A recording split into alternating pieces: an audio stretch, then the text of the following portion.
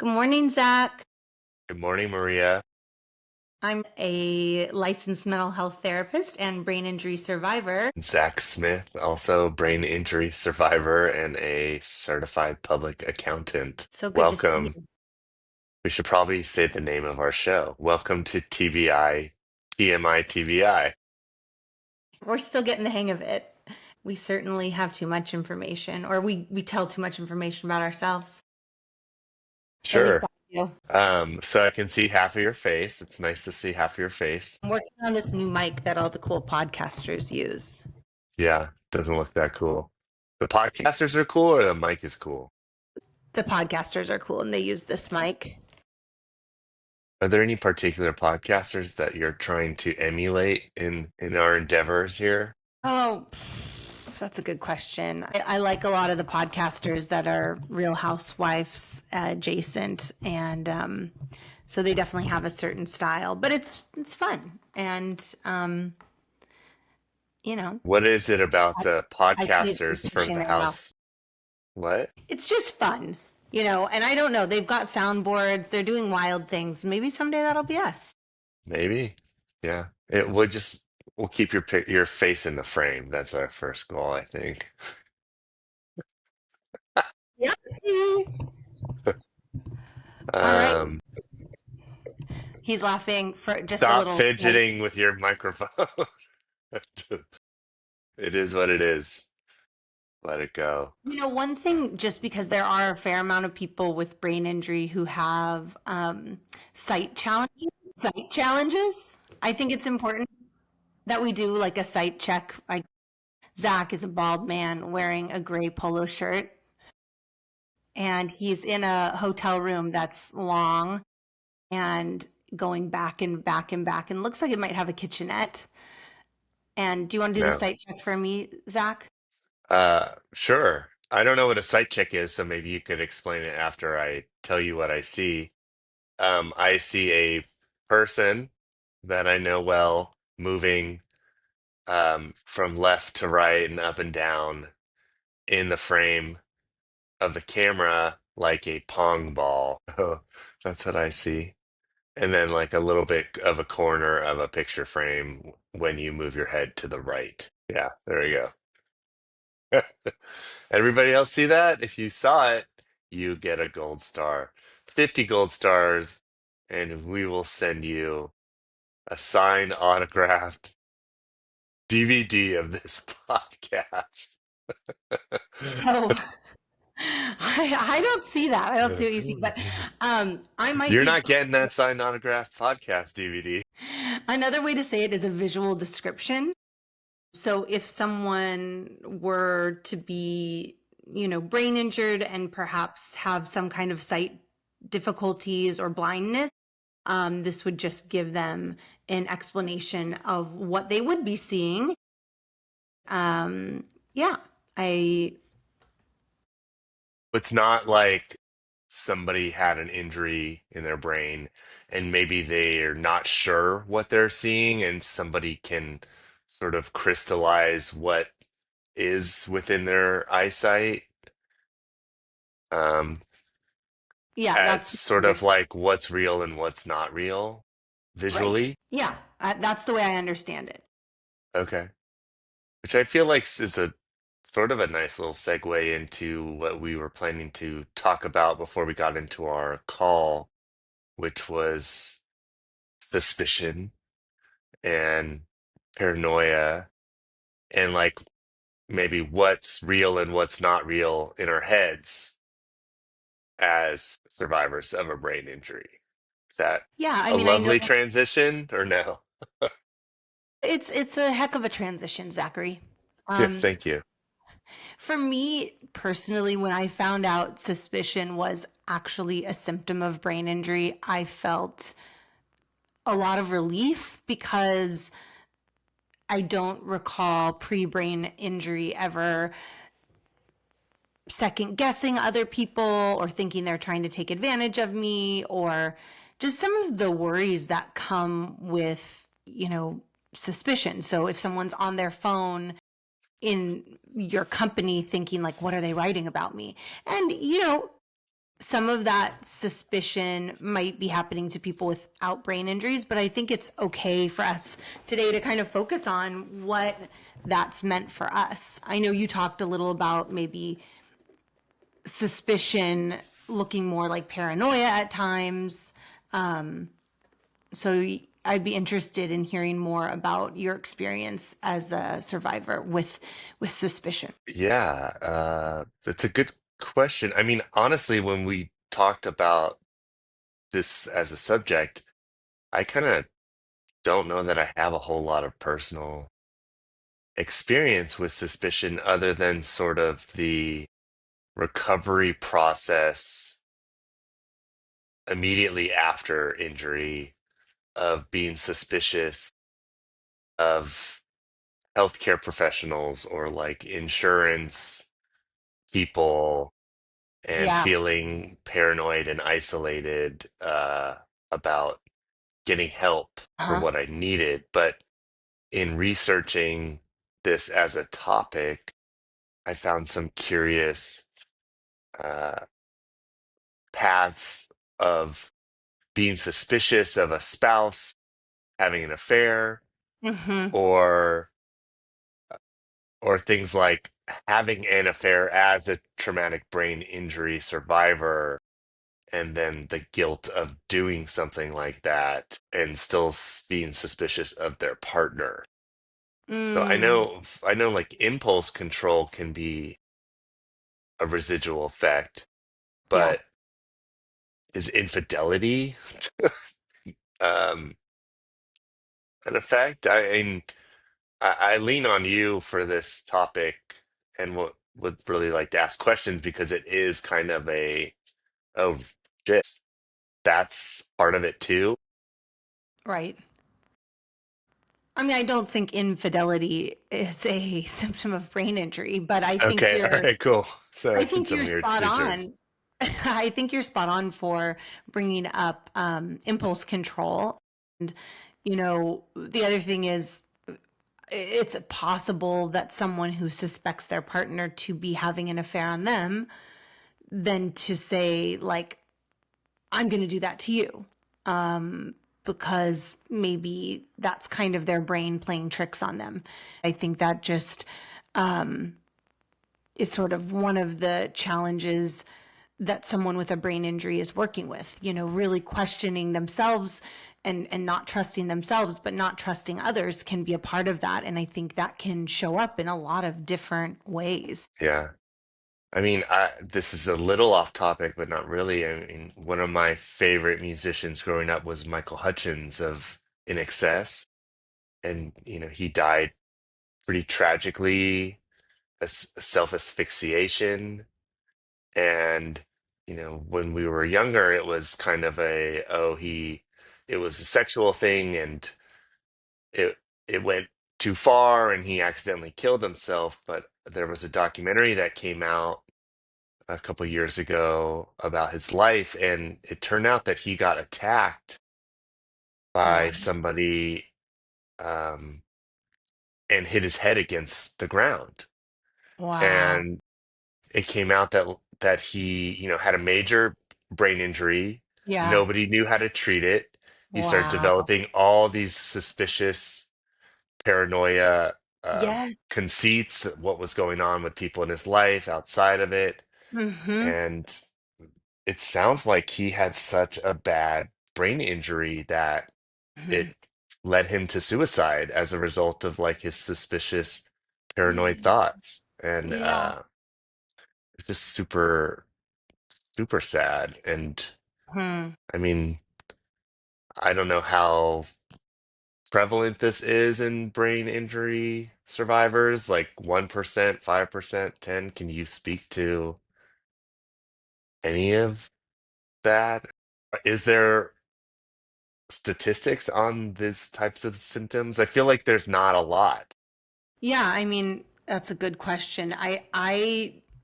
The suicidal piece, unfortunately, I think is definitely higher and more prevalent in TBI survivors than in the general population.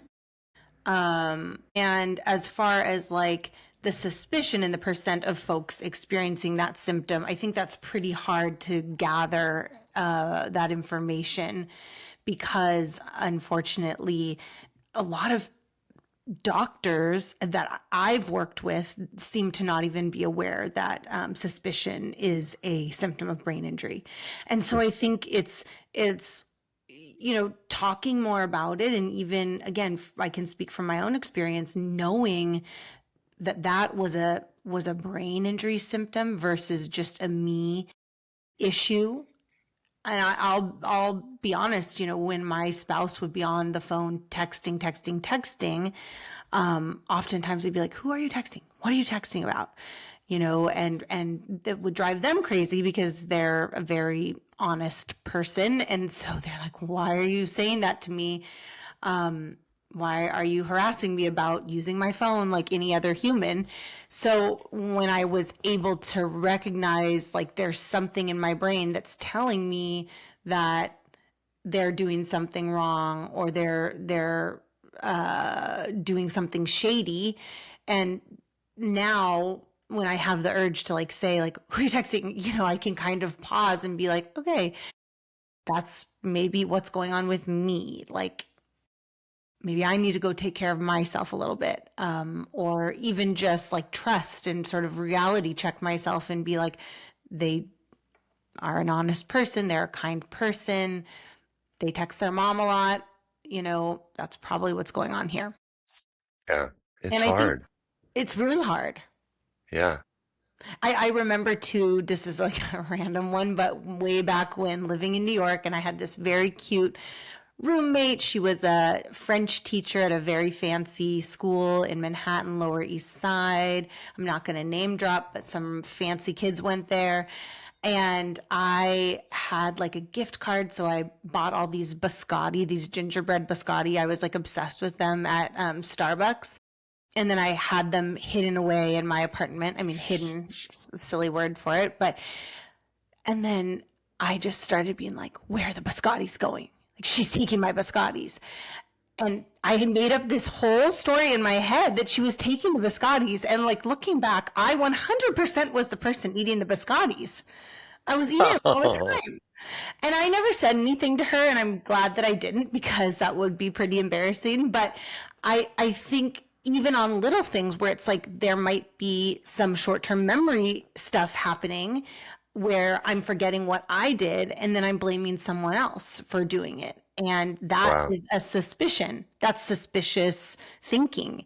So just labeling it, and sometimes especially when you're further on in your recovery, because that was maybe a year and a half, 2 years after my head injury.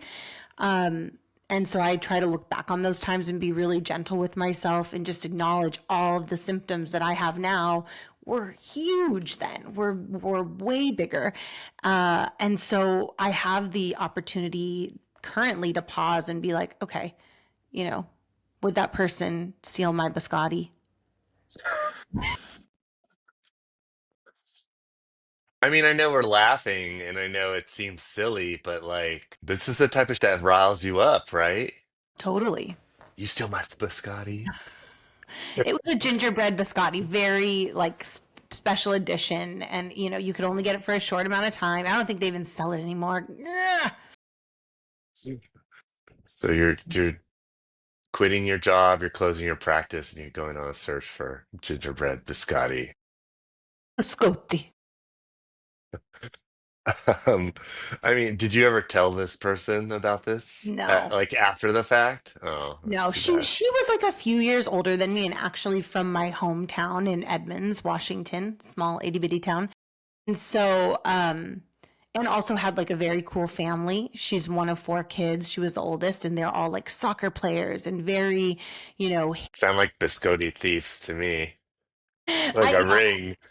I didn't want them to know my low of convicting in my head their sister of stealing my biscotti. Now, was that the low of thinking about your suspicion, or were there other than like spousal texting? Because I think, listening to you talk about that can kind of cite a few instances of my own suspicion.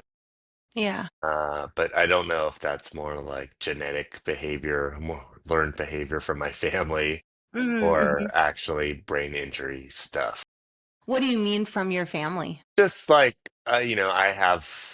there are some paranoia and suspicion tendencies Yeah. from like grandparents and parents.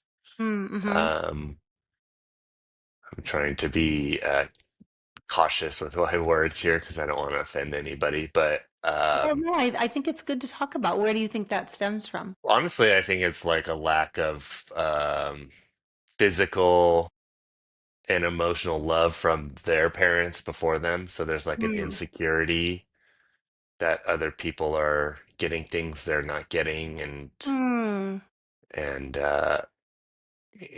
I feel like anger is like the emotion that's allowed in my family, and other emotions not. Yeah. Like more complex ones are not really there because anger is such a dominant reaction to things. Mm-hmm. Mm-hmm. So I'm trying to break that mold. Yeah. Well, and I mean, I think that's hard work because there is an element of anger being quite, one side of this sort of black and white lens that we've talked a bit about. And I think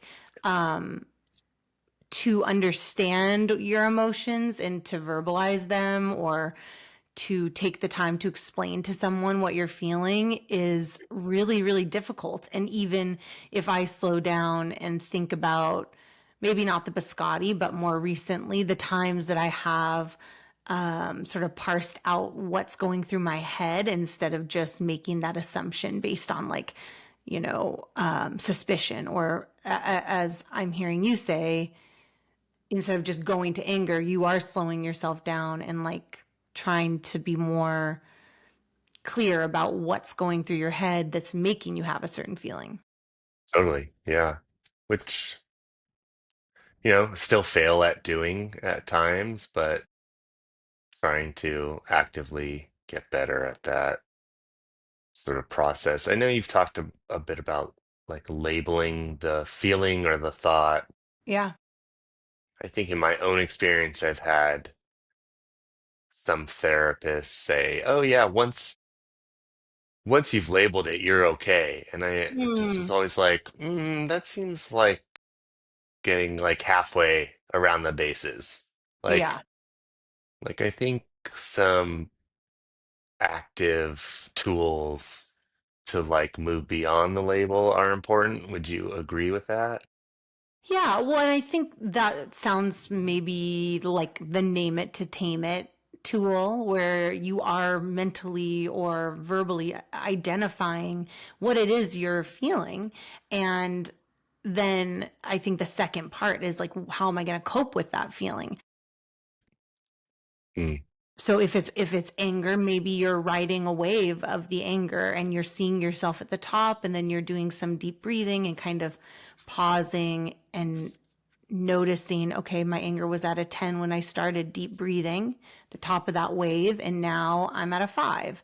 So maybe I'm going to hold a plank position and get down to a 3 and that's going to be good enough. Or maybe it's suspicion and my coping tool is going to be write out everything that I think is happening and then read it back to myself and ask myself like reality check is this true or what percent of this do I really believe and maybe it's only a 17%, so it's like okay, well, I can keep moving on with my day, I don't have to address this right now.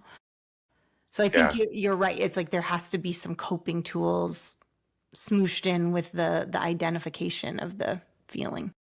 yeah, cool. Does it ever go haywire, you think, where like that kind of coping tool of writing it down doesn't alleviate the suspicious thought? It Mm, exacerbates or like magnifies and makes it worse and continues a deeper spiral. And I guess, that's one thing to talk about is like when the spiral does get terrible, yeah.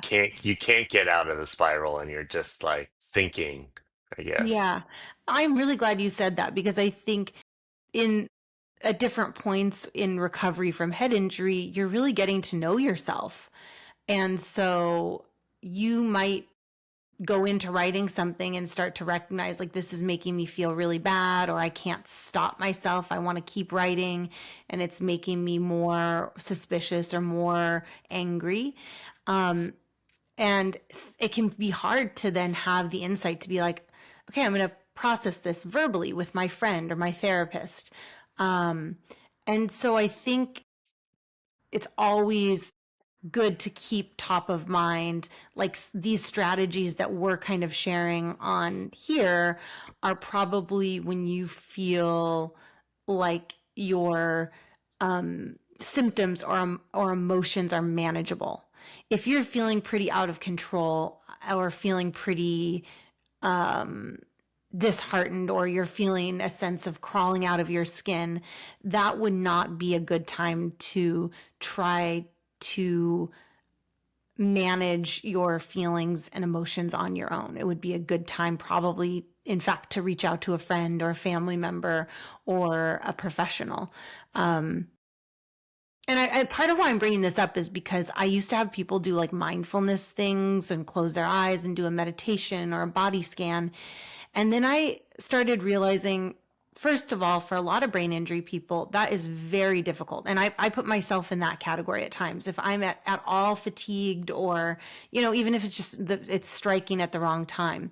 So it can be actually harmful to send someone into a place where they're focusing on all of these thoughts and emotions, and instead being very present, and doing some sort of more physical action, going for a walk around the block, drinking some cold water, reaching out to a friend. Those kinds of things can be much more useful, I think. So thank you for that. Yeah. Yeah, no, thank you. Reminder. Mm-hmm. I feel like that's a decent segue into this week's call, right? Because there's a lot of sensory issues with a caller, right? Yeah. Do you wanna play the call, or Yeah. Let's play the I call. was hoping you wouldn't be able to play the call and would have to read the call with a accent, but you were successful I hope. in I playing hope. it. Yeah, we'll see. Let's not jinx it. Okay. Hello, I have a question for the podcast. The child who has a severe traumatic brain injury is fairly recent, but everything I do drives my child crazy. My footsteps are too loud, my perfume is too strong, sounds are too loud, all of our lights are too bright. I just wonder if you have any ideas uh, for me to help her. Thank you. Thank you. What was Yeah. our caller's name? Did she leave a name? No name. Oh, Did we come up with a name? Matilda? I like Matilda. Okay. Thanks, Matilda, for your call. If it wasn't quite clear, she has a child who recently had a brain injury, and her footsteps, her perfume, bright lights, sounds are all too much for their child, and she'd like some help. And we're so sorry that your child is going through this and that you're going through this with them. Hopefully, we have some tips that can be helpful. Yeah, and I do think it's important to point out, if you didn't hear, she was specific, saying severe traumatic brain injury, Severe. which, if it was the early days of that too, stuff like sensory overload can be so prevalent, and also really reduce someone's ability to be out in the community. And she didn't even speak on if the child had any physical challenges like mobility difficulties post traumatic brain injury. But I think, yeah, it's hard because it sounds like these things that she's doing just to live what she considers a normal life, walking around, her footsteps are too loud, wearing her perfume, the smell is too strong. And so it also brings us to this piece of like how I'm guessing she's the caregiver. So it's like, how do you be your brain injury person's support or caregiver, and still have your own life and your own autonomy. Yeah, good question. Do you have any answers for us? Well, I think it's useful to point out making some decisions surrounding if I'm going to be in a car with my severe traumatic brain injury survivor and I know that perfume is very difficult for them to stay calm around, then yeah, you might make a decision not to put that perfume on, or to put it on when you leave the house. Stuff like the stomping or the walking around, there are these headphones that I've recently heard about. I haven't yet tried them, or actually, What are they called? they're earplugs actually, and they're called Loop. I really want to give them a whirl because I've been using earplugs since my injury. Like I use earplugs all the time, both just walking around my house, but also every single night when I go to sleep. And so these Loop, word finding, Loop Earplugs. earplugs, thank you. I think you have the ability to make them adjust a bit with the sound. Like you can, I think there's like a hole in the center of it that you can put the plug in, or you can take it out. So it's like it can either reduce or quiet it even more. So little things like that, I think, or just average Joe earplugs, like what I'm talking about, those might help your child. Of course, now the noise canceling headphones seem to be everywhere. And just, I think, recognizing that this oftentimes is a symptom that's more full on in the beginning of someone's recovery. And not that it doesn't continue to be a challenge, but it might be slightly less of a challenge. Yeah, cool. Would wearing slippers help, maybe even? Like Yeah, I just like like a that. soft shoe around the Right. house, There's kind of a maybe? two-pronged approach of like how can the survivor be slightly less impacted and how can the caregiver or family member um, maybe reduce a bit, which I think is a great way to do that. Yeah. I mean, I think we haven't really talked a ton about the caregiver role when someone you love has a brain injury, uh, especially a severe one. Right. I think you had a pretty solid support system, and I was lucky as well to have a solid support system with my injury. But it's still, you know, I'm not sure enough time or thought is given to people who are making that sacrifice Yeah. and how to help them. I mean, my mom was a social worker who dealt with palliative care for many years, Hmm. and a lot of what she was working on was helping the caregivers have like a sense of life Yeah. and I mean, I feel like they have purpose, but it's like purpose beyond being a caregiver and not feeling like you're giving yourself in that role to a point where you're resentful and angry and unhappy. Like Absolutely.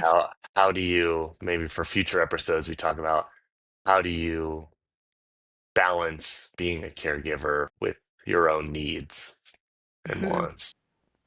I often think about that. I also think about in injury like mine where it is so severe and you're in the ICU and you've lost consciousness and your family is really standing by watching all of that, and then they don't really have a period of time between your hospital stay and being a caregiver to sort of get themselves feeling okay. Like they're of course so happy that you are alive and that you made it, but then they're going right into working for you kind of as the one making sure you're getting to all your appointments, or your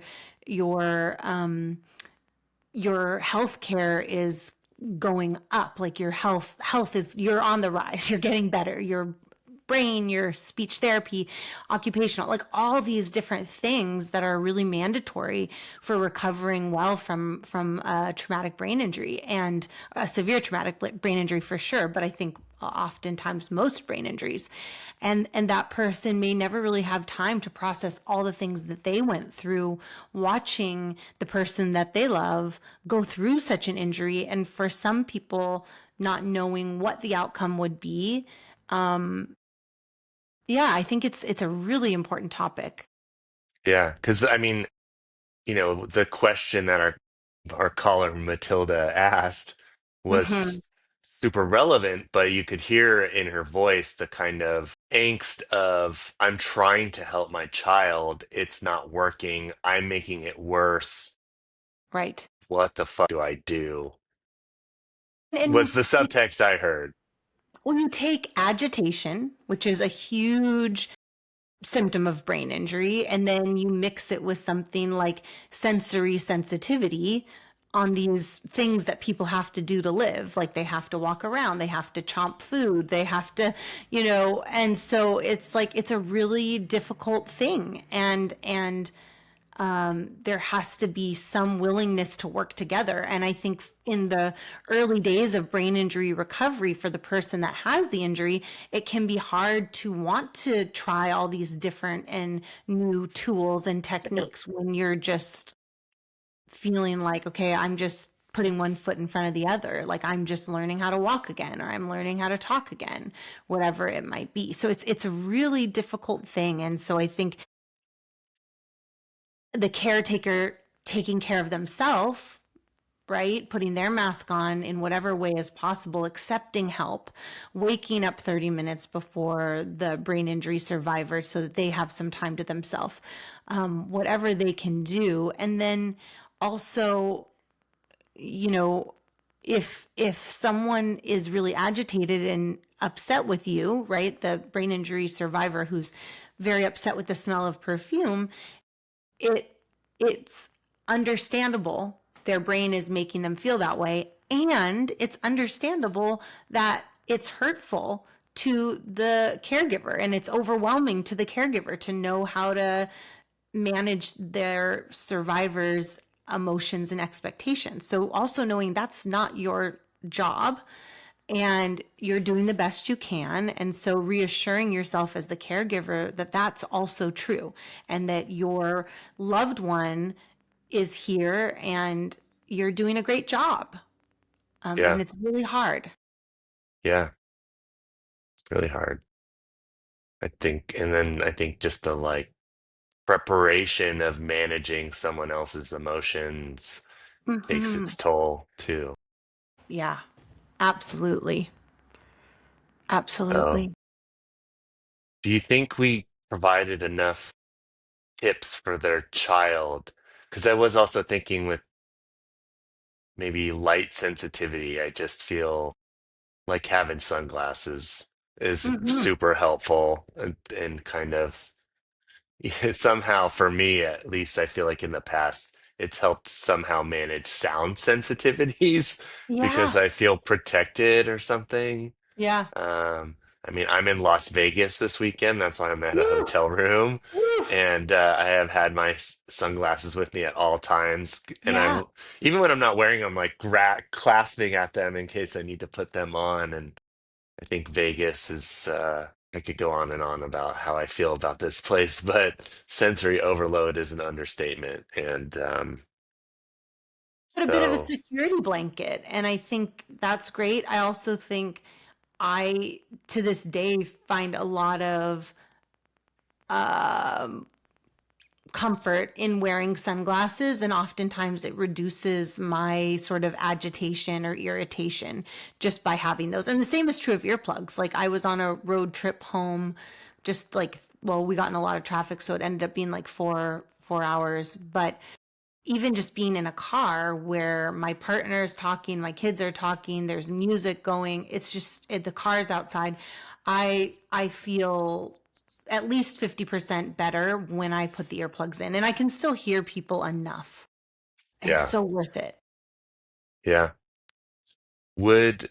Would like having a stuffed animal or some sort of physical something that the child could grasp be a helpful tool for when they're feeling overwhelmed or anything like that? Or You I know, think that's kind of a personal thing. I don't know, yeah, but I do think when I discovered the weighted blanket, which was probably only like 6 years ago, that has been something that's been really helpful to me. Although both you can injure yourself, like it's so heavy that my knee kind of got messed up at one point really. having it, and I got kind of addicted to it where like I needed it to be able to sleep. I've kind of come out of the woods with that, and now I can use it when I need it. But I think, you're also balancing sort of what like your checks and balance on the help amount of help it's giving you versus the amount of hurt it's giving you. So, it's worth giving those types of things a try, even Yeah. if you overdo it a bit at first, like I did. So, Okay. Yeah, I just feel like maybe some other sort of physical hmm, support that maybe even, yeah. stress ball or I don't know. And it's so much of it's Fidget. figuring What's it out. called? A fidget spinner? Yeah, fidget spinner. So much of it's about figuring out what suits you. Yeah. So I really like that. Yeah, Well, I think that speaks a lot to just the overall like reason we wanted to do this, which was don't give up. Like totally. just keep trying to find ways to feel better and like you're not alone. If you search for the help, it will find you. Yeah, absolutely. Ideally, and just having that positive attitude and Yeah. we're not the most like naturally positive people, but I think we are stubbornly resilient is Yeah. a Yeah. good I love that. descriptor for both of us. Yeah. Um, and so we will, happily tell the world you and the world, but we'll grab our M&Ms and organize the Right. colors and Put our get earplugs distracted in, get by our that. glasses on, read signs backwards. I Yeah, love that. Oh, so yeah, much good stuff today, Zach. yeah. It was fun. Well, um, thank you, Maria, for your time Thank you, Zach. and for, you know, lighting the fire under both of our tushies. Always happy And to. because I don't have my computer handy, the disclaimer of I will try to say from memory, which was thank you so much for joining us at TBI, TMI, TBI. We'll get there one day. Ooh, So you're doing great. it's so hard. These conversations are for informational and entertainment purposes. It is not advice. Um, so please, if you're having additional needs, reach out to a healthcare professional. And we are working towards a We're every Tuesday definitely release. releasing every And Tuesday. So please you can, subscribe below so you can hear more of these important conversations. yeah. And what's our Instagram handle? My TBI, my underscore TBI, but we're also getting one going for TMI TBI, and you can catch us on the YouTubes as you are perhaps right now at TMI TBI. If we say it slow enough, we'll get there. And if I can figure out TikTok, then we'll do that too. Zach, all right, Just- get on it. okay, All right, deal. well, have fun in Vegas, you wild man. Thank you. Have fun in Washington. All right, hasta la pasta. Okay, have a good one. Bye.